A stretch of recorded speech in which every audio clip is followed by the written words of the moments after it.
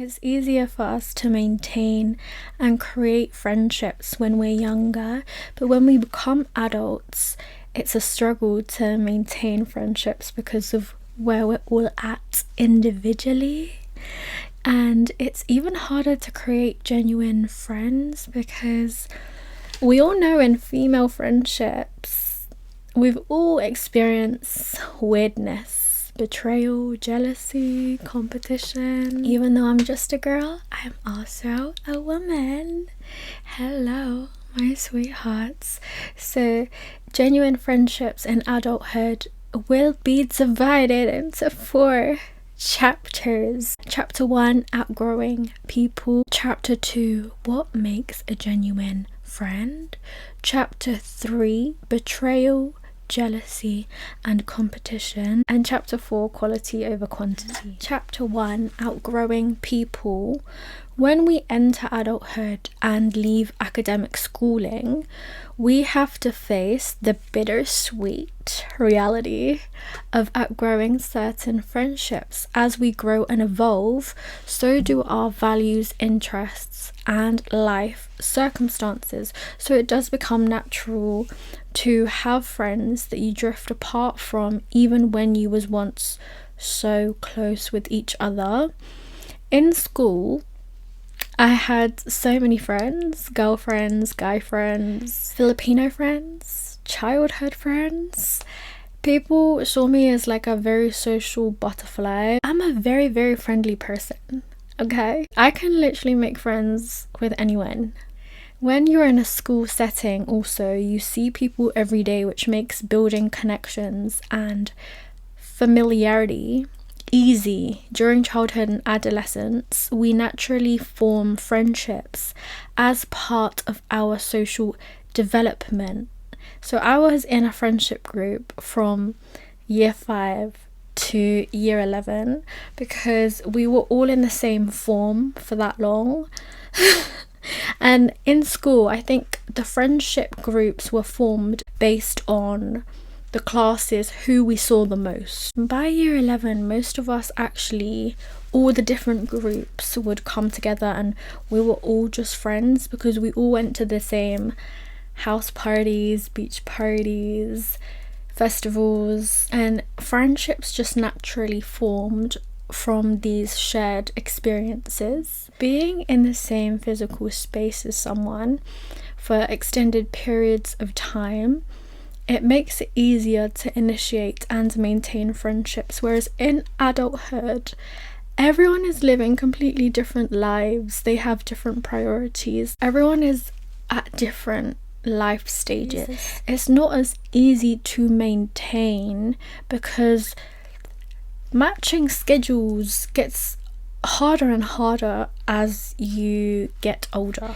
The time and energy to sustain friendships in adulthood decrease significantly. You can also kind of tell when you're outgrowing a friend when you feel a lack of common interests or shared values, and spending time with them feels more like an obligation rather than something that you willingly look forward to. I have also been in situations where I realized, we're currently not aligned with each other anymore. We're not on the same path.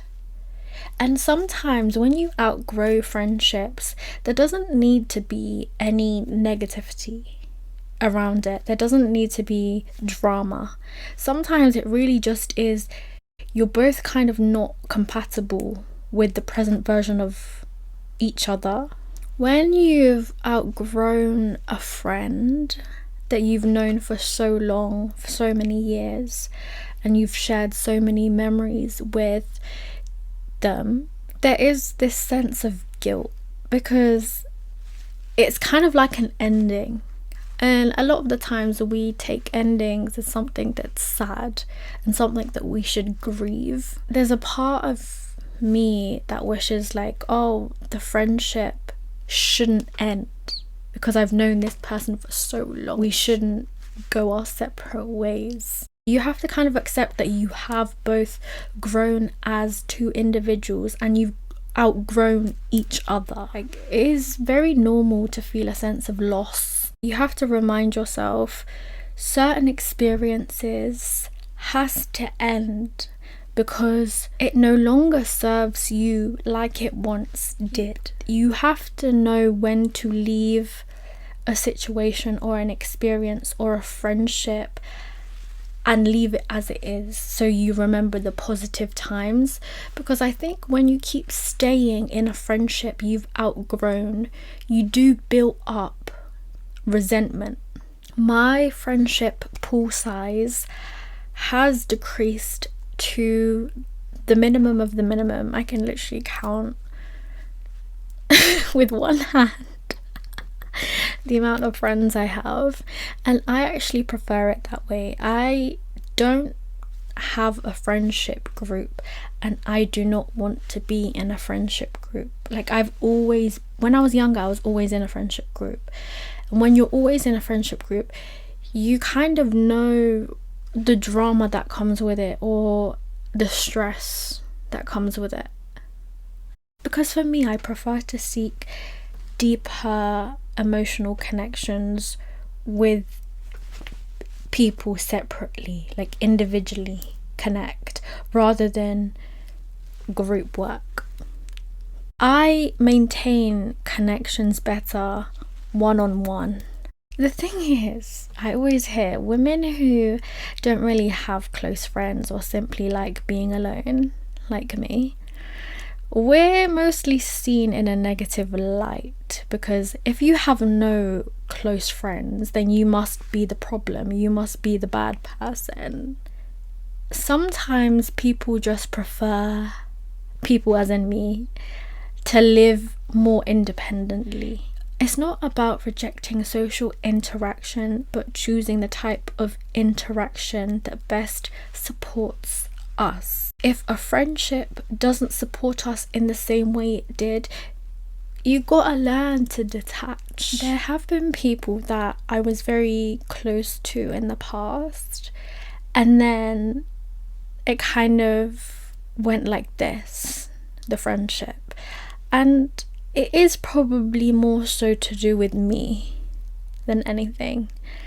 I think I have not given people the time, about that. But I have love and care for everyone who I was once like this with, so I just wanted to let you know. Chapter 2, what makes a genuine friend. From what I've just previously said, I am a low maintenance friend.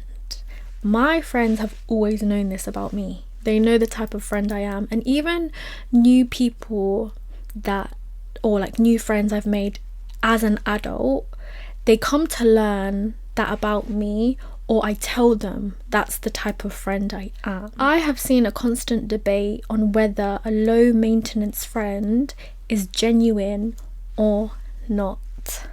So some people say it's just an excuse for not putting in the work to be a good friend. And I have seen some people say that the low maintenance friend is actually the most reliable friend. And my take on it is that everyone has different expectations and requirements for what a good friend is to them. What a good friend is to me could be a completely bad friend to you. What a good friend to you might be a bad friend to me. It's not a one size fits all definition situation. So I think it's really important to communicate your needs in a friendship. I have never had a friend or someone communicate with me that I am being a bad friend because I am the low maintenance friend. To be honest, every time it's been brought up, people say to me, I love the fact that you're the low maintenance friends that I don't need to see for a long time. And it's like nothing has changed. Every time that label, the low maintenance friends, has been mentioned to me, it's always been positive. Low maintenance and low effort are completely different things. So a low effort friend is someone you meet up with and you're talking to them, but they seem so disinterested in what you have to say. They disregard what you're saying. The low maintenance friend is simply more independent and requires less frequent interaction to maintain a strong bond. But when you meet up, there's depth and value. Every time I have met a friend that I've not seen in a long period of time, our conversations are fulfilling and meaningful, and we both feel like re-energized and feel like our batteries are green again.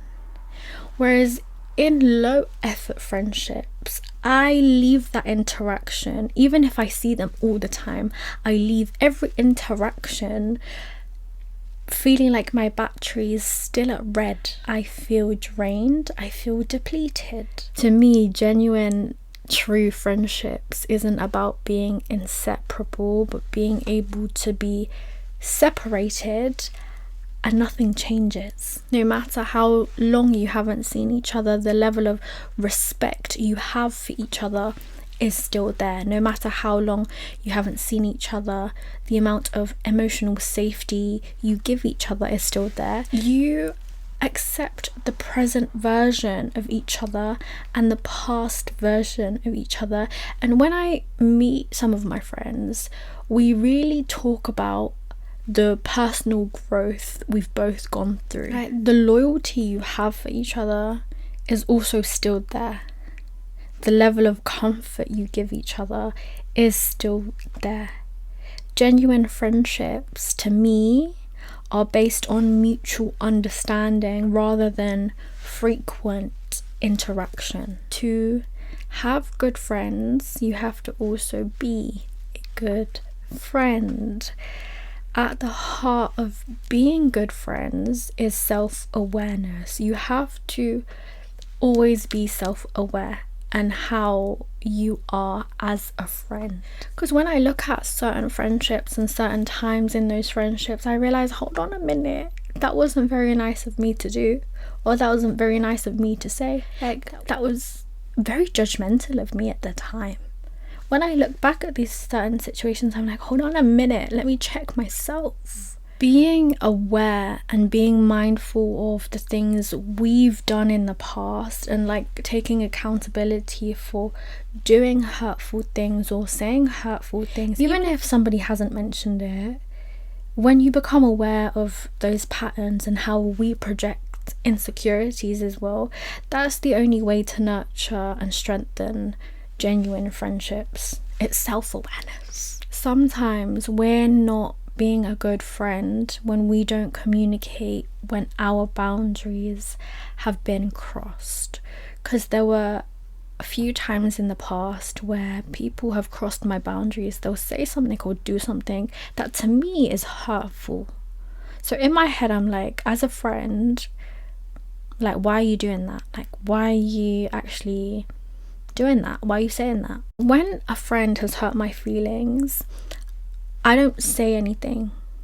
I just keep it in and I'll let it go. And then they'll do it again. I'll keep it in and I'll let it go. And then there comes a point where I've built up resentment for this person. Those little things that you don't speak about when your boundaries have been crossed, all it does is make you hate that person. When in reality, when somebody has crossed your boundaries and someone says something or does something that is hurtful to you, you have to bring it up. How are they going to know your boundaries have been crossed? How do they know they've said something hurtful or done something hurtful when you've not communicated that? So then when I flip the situation, there are probably times when I've said things or done something that is hurtful to one of my friends, but they haven't told me. So how am I gonna know if nobody tells me? Because I'm not a mind reader, they're not mind readers. I have realized if I can't communicate to someone that they have overstepped my boundaries, I cannot resent that person. I've had these certain situations with friends in the past where we've had, say, a disagreement. I wouldn't say I've ever really been in a like fight with a friend. It's more so like a disagreement, or like I'll just get annoyed, or they'll get annoyed at me. And my first initial reaction, this is how I cope, my coping mechanism, is when someone hurts my feelings, I just go silent. You just wouldn't hear from me. I don't want to speak to you. I don't want to see you. I just avoid you. I don't want anything to do with you. But I'll gather my thoughts and then I'll get over it. Whereas I have friends who their coping mechanism, or like the way they handle conflict, is they want to speak to me straight away. Whereas I don't work like that. Like for me, I'm an avoidant. I'd stay silent, and I just need time to process. Whereas they want to quickly solve it in that moment when my emotions are still heated. Like I cannot speak to you when my emotions are heated, because I will not think properly. My friends would like say, oh my god, like their first initial thoughts when I go silent is, I hate them. Like I despise them, and that's not it. I just need time to process my feelings. So I think it's more so meeting somebody in the middle of their communication style. So now I know, like, if I need time and space, I'm gonna have to be like, babe, I don't hate you, okay? I don't hate you. I just need time and space to process my thoughts and emotions, and I'll be back. Okay, I'll be back. Don't worry. In regards to being the honest friend, so every time I've heard, oh, but I'm just the honest friend in the past, that term was always used to cover the fact that they didn't hold emotional awareness. You have the sensitive friend. If you say certain things to them, they will take it to heart. They will be affected by it. There have been certain times when two friends have fallen out, and one of them has said to me, but I was just joking, she's taken it to heart. I'm just honest. I'm an honest person. Like, if you don't like it, well, that's on you. And then the sensitive friend will tell me, well, you always make those digs at me, you always make those jokes at me. And it gets to a point where you realize the honest friend lacks emotional awareness, because when you say things, you have to also understand the impact of what you're saying.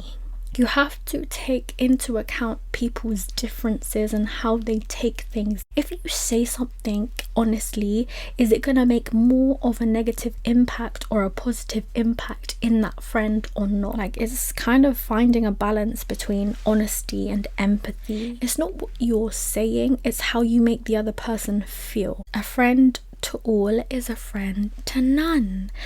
I actually believe in that statement.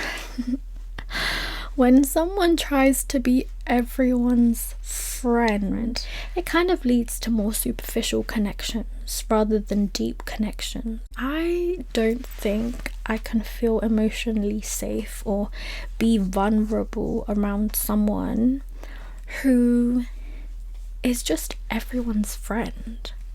Because if something happens, where does your loyalty lie? Also, genuine friendships require a lot of emotional investment. Can you really be emotionally invested in all these people in the same meaningful way? I prefer to invest in very selective few friendships so that I can maintain deep, meaningful connections. Chapter 3. Betrayal, jealousy, and competition. So in friendships, female friendships especially, we do go through betrayal, jealousy, and competition. You really learn what a genuine friend is and what isn't when you experience these types of things. Betrayal in friendships occurs when trust is broken, often through actions such as spreading secrets, lying, or showing disloyalty.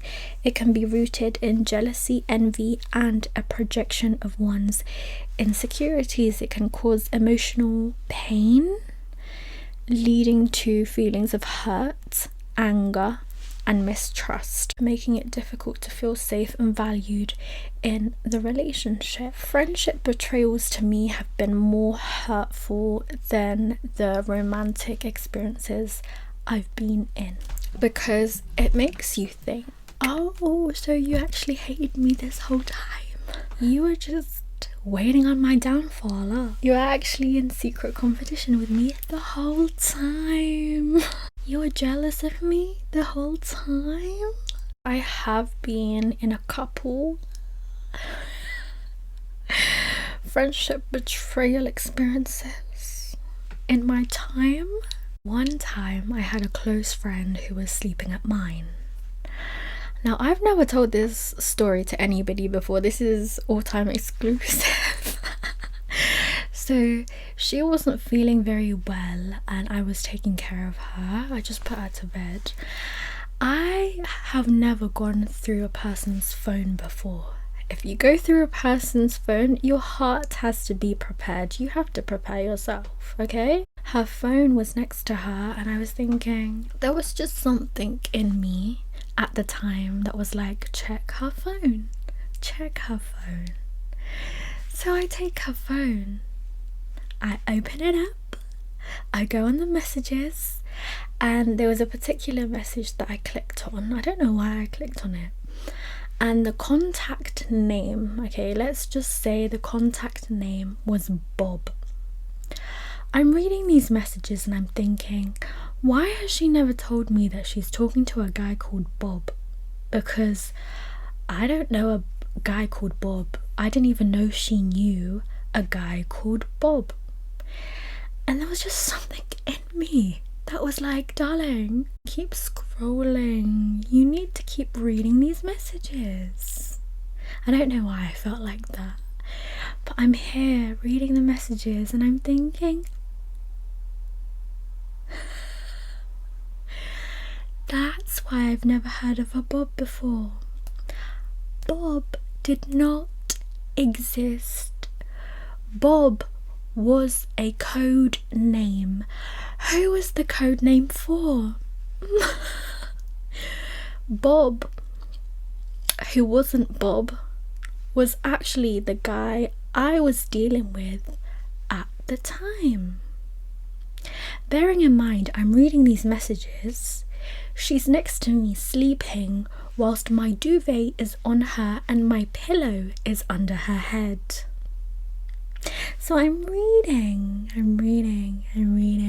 What she was saying to him were not nice things about me. What he was saying about me to her wasn't really that deep, because during that time me and him weren't okay, but there weren't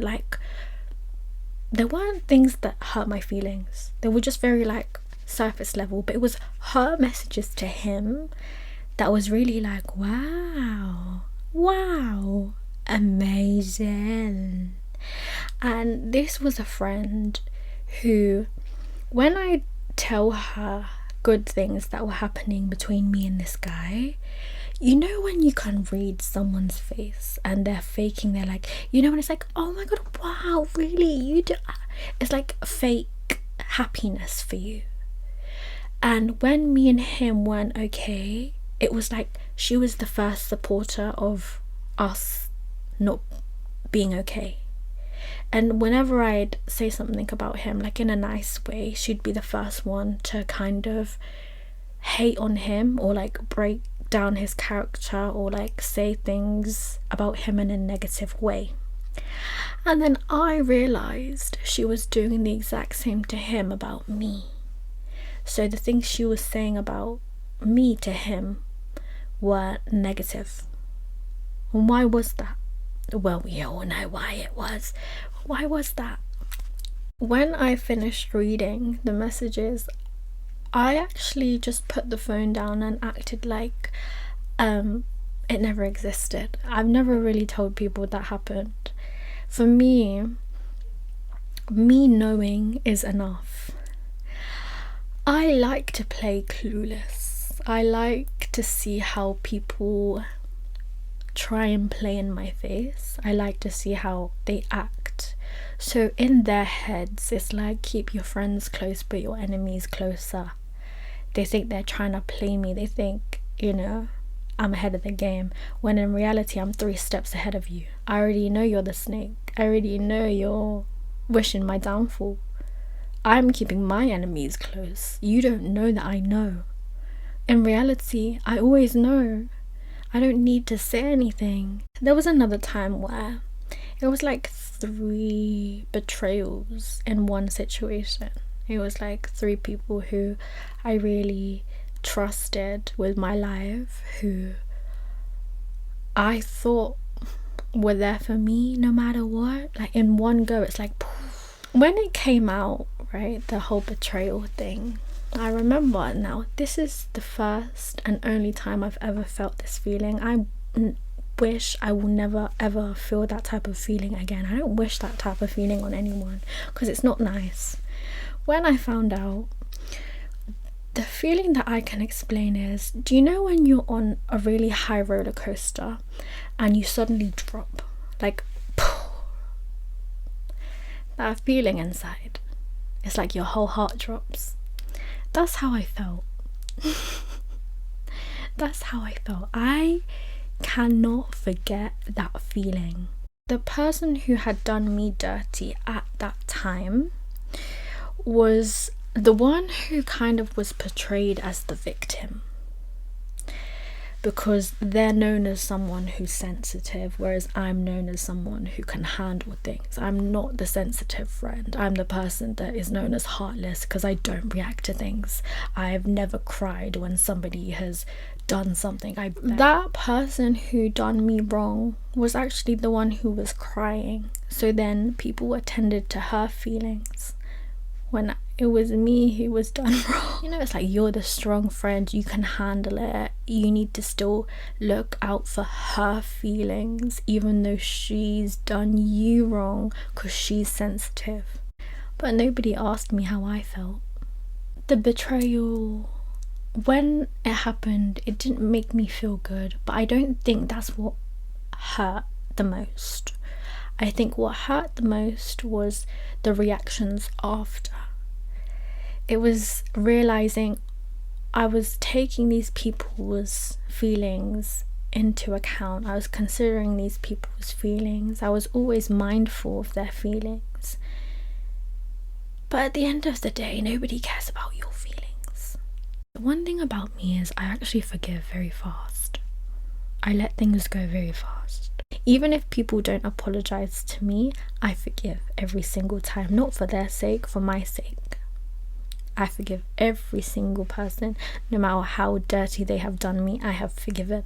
You know what? When I talk about these experiences, I'm really that girl. I've always been that girl. Every single friendship betrayal I've been through, no matter how bad it is, I have never regretted how I've reacted, because I have never cried, I've never shouted, I've never been explosive, I've never matched energies. To me, when someone has done me wrong, you have just shown who you are. You've not just shown me who you are, you've shown everyone who you are. That's not on me. What's happened has happened. You can't go back to the past. You can't control how other people are. If they betray you, they betray you. If they stab you in the back, they stab you in the back. You cannot control people. You can only control how you react, your feelings, your thoughts, how you live your life, how you go on after that. I'm not a victim of anything. Yeah, these people betrayed me, okay, allow it. I don't really match energies to that extent. When somebody is, I don't pull back, because to me, the most hurtful thing is to you is you have to live with you. Because when you analyze those situations, you realize, oh, so you wanted what I had. You wanted my life, or you wanted a part of me, or you wanted, there was something in me that you wanted, or you were showing jealousy, you were in a secret competition with me. It's a sad thing. Like, what happens when I'm placed in every type of betrayal is I just have space. I like my space. I collect my thoughts, my emotions, do some psychoanalyzing. Why have you hurt me the way you've hurt me? Why have I allowed myself to be hurt? I'm not really someone who keeps hate or like keeps resentment, because it drains me. Those emotions drain me. That's why I let it go. When you're also so close to people and you become very hyper aware of how people are, you come to know their unhappiness in their life. You come to know the insecurities that they have in their life. So instead of feeling angry and resentment every time I've been betrayed by people, I actually feel sorry, because what people do is a reflection of themselves. Hurt people, healed people, heal people. I don't know, I just end up feeling bad. Should I feel bad? Did they feel bad? They didn't feel bad when they were doing it. But at the same time, I actually always end up feeling bad for somebody who's betrayed me. I don't know if I'm meant to feel that way, but I do. I feel sorry for them. They've stabbed me in the back, but I feel sorry for them. When you realise that a friend has been in a secret competition with you this whole time, when you realise they were jealous and envious and secretly hated you all this time, the revenge is that I am still me and you are still stuck with you. When it came to, like, say, girls or like friends acting weird with me, I realised the root cause has always been a guy. There was one situation where I had two girlfriends come to me. They were like, we need to speak to you. And I was like, okay. They sat me down opposite me and they both asked me, what do you have that we don't? And this was in reference to, why are you getting like certain guys' attention and we're not getting any? At the time, I just laughed. I was so awkward. I was like, what are you meant to say when someone asks you, what do you have that we don't? This is like a red flag in a friendship. The girls would look at me and think, oh, I'm getting this attention, so I must have something that they don't. So what I have is showing their lack. The reason why I don't cut people off when I notice this, I just end up feeling sad. Do you know what I've just noticed? Maybe this is why I like to be alone, because I can't cut people off. I can't like not forgive.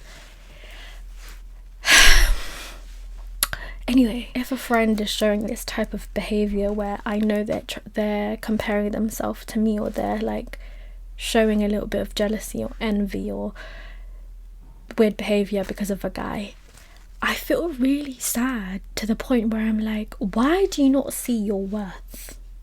Like, why? For a guy? Really? For a boy? Really? This is what I don't like people doing, especially in friendships. I don't like people putting me on a pedestal. Like, don't put me on a pedestal, because I know the negatives putting me on a pedestal bring. This is the thing in friendships that I don't like. I feel like I have to now cater to someone's insecurities and kind of put myself down in a certain way. Does that make sense? Because now I know that you're insecure about this thing. I ain't nothing. Like, that's what I want to do. Like, I want to comfort you, saying, I'm just like you. Don't put me on a pedestal. Like, girl, I'm sick of myself sometimes, to be honest. Like, listening to myself talk, I'm sick of myself. You know what, as well? This is what I've come to understand. We're all girls. We're all women. I understand. When it comes to a guy that we like, okay, the first thing that happens is, if there's another girl, like, we're so quick to be like feeling some sort of weird way towards that girl. When that comes to me and I feel insecure, okay, this is my process. I have to look at the facts to the non-facts. The fact is, this girl has done nothing to disrespect me. She's done nothing. She's just living. Okay? But has he done anything to make me feel insecure? Has he done something to make me feel a certain way about this girl? Yeah, he has. So then that kind of resentment towards this girl who's done nothing is evoked. I don't feel that way anymore. That resentment goes to him. Because why are you making me feel like I'm in competition with another girl?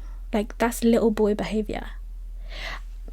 Growing up with close guy friends, this is what I've noticed as well. This is just something, okay? Let me tell you.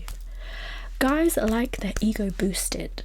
If their girlfriend, the girl that they're seeing, is like jealous about another girl, or like feels threatened by another girl, or is showing insecurity because of another girl, it boosts their ego.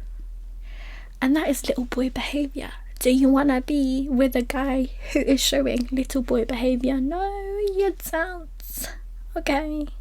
That's how you process things. Jealousy and envy, everybody feels it. They're normal emotions. Everybody feels it. What you do with those emotions is within your control.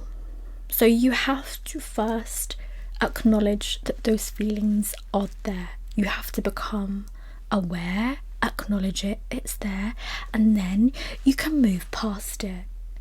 One thing I've noticed when people show like jealous behaviour or insecure behaviour and they're projecting, they don't acknowledge it.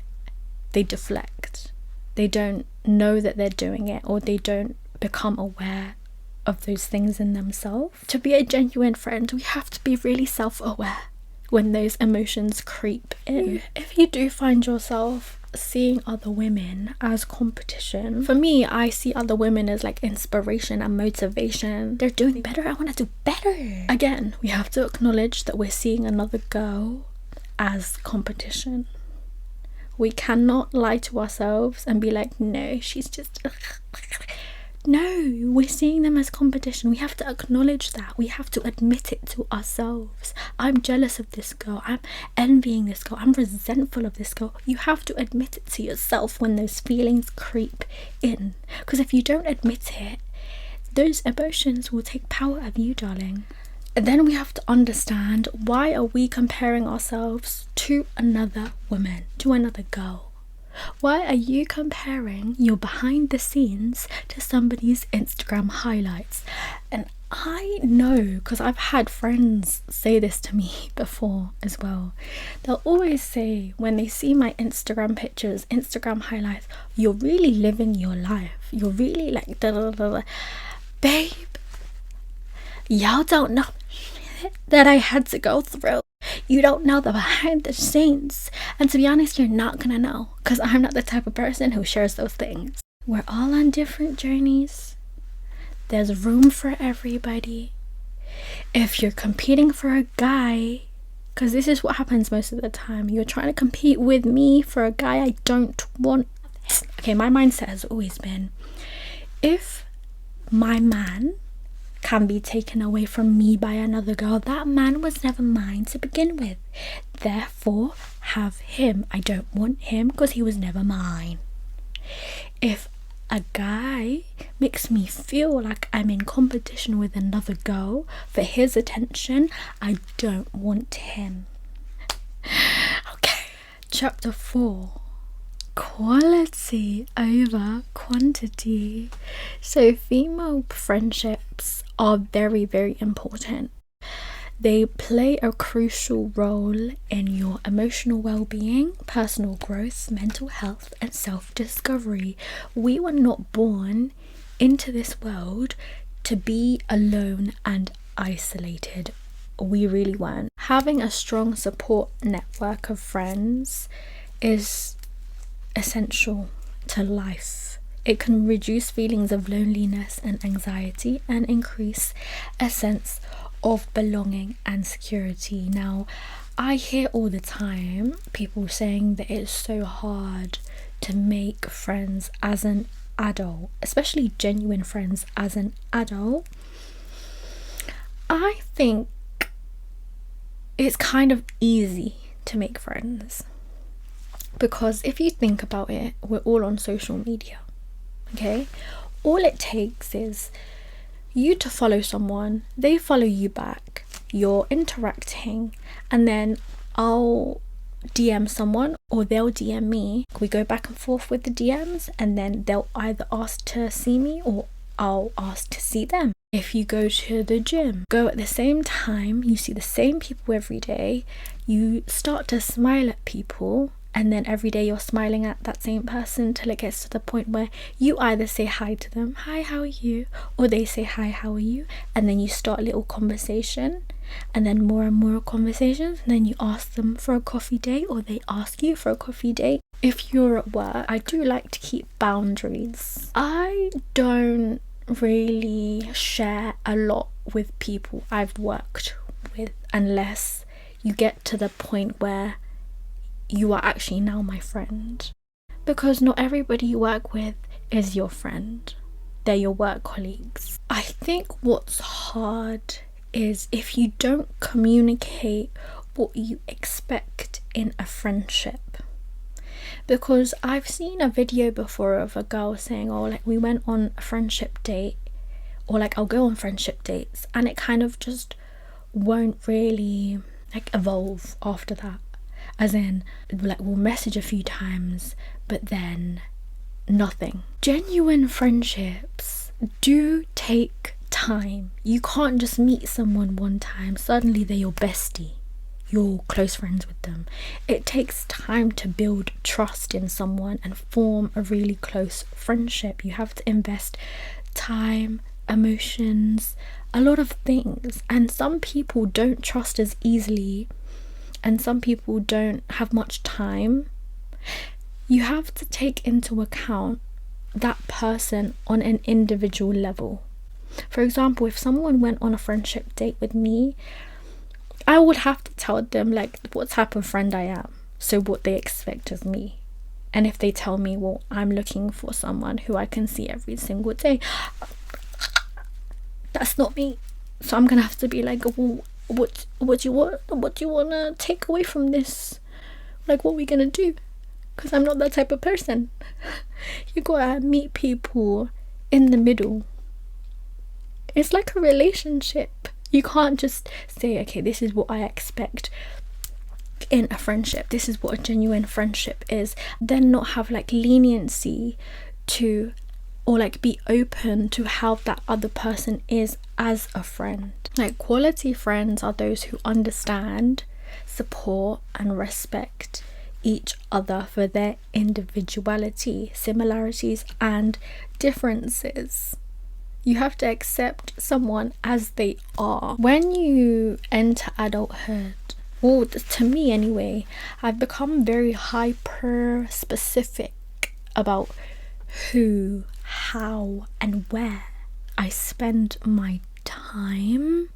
For me, I am a very friendly person. The thing is, I have learned that because I'm so friendly and approachable,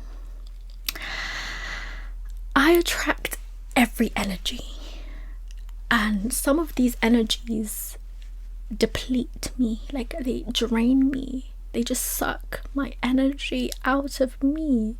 So I am very cautious of what energy I bring into my space. You know when people say like, oh, you're there for everyone else at their lowest, but who's there for you at your lowest, right? Because a friend should be there for you at your lowest.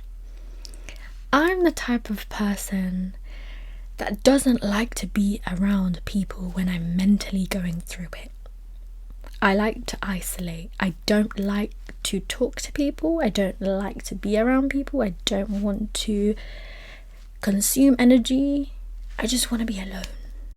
If I called some of my friends up and said, you know what, I'm really struggling, I know they'd be there for me. Girl, they'd be there. They'd be there, okay? It's just I don't want people there when I'm going through things.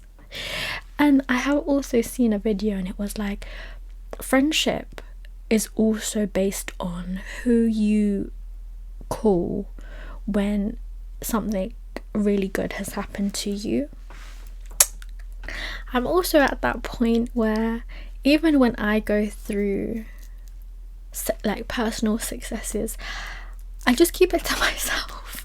I'm very hyper aware of myself, so I do understand why I am the way I am. It's just I don't know if I want to change that part of me, because to have quality friends, to have genuine friendships, you have to invest time, you have to show vulnerability, you have to be open to showing a different side of you. That is how bonds can strengthen. When it comes to consistency in maintaining friendships, I've been a consistent low maintenance friend. That's how I've been, because I have been like, I've been there for people, okay, when they've gone through things, okay? Don't even come at me with that. But the low maintenance friend just likes to be alone too much. Even when I'm meeting a friend, I've met a friend, I also need my alone time to recharge. I also have sisters, and they're kind of obsessed with me. They'll always say to me, sis, you're my best friend, you're my bestie, you're my best. They're really obsessed with me. Like, they really just want to spend so much time with me. They're out here being so obsessed with me, and I have boundaries. I have to always communicate with them. I like my alone time. I need space. I want to be alone. And they're like, babe, do you not get bored being alone? No, I don't. To me, my friends now, because they understand that part of me, they accept me as I am. Guys, stop. Do you know why I do think it is harder, in a sense though, to make close genuine friends? Is because when we find people that we really click with, it's like we stick to that person, or we stick to those people. And you realize as an adult, if people have already found their people, it's very hard to get into that friendship. Or like, if someone's already got a best friend, when you meet them, they're most likely not going to be your best friend, because they've already got a best friend. It's hard to break into groups already as well. Say a friendship group has formed already. Because we love to just have deep connections with people, we like to stick with the people for us. If right now you don't have any friends or many friends, I don't have close friends, or some people might say, babe, you don't even have any friends, because you know, my sisters say that all the time. They're like, you don't even have friends, babe. Okay, like loneliness in adulthood. I don't really get lonely being alone. That's the thing. Loneliness is the absence of yourself. So if you think you're lonely, it's because there's a part of you that you need to find. Even if you're struggling to find friends, we have not met everybody who's meant to be our friend yet. That person is also waiting on you. Like, you're both waiting on each other. It's like a relationship. You're both waiting to get to a point where, think of it like a relationship.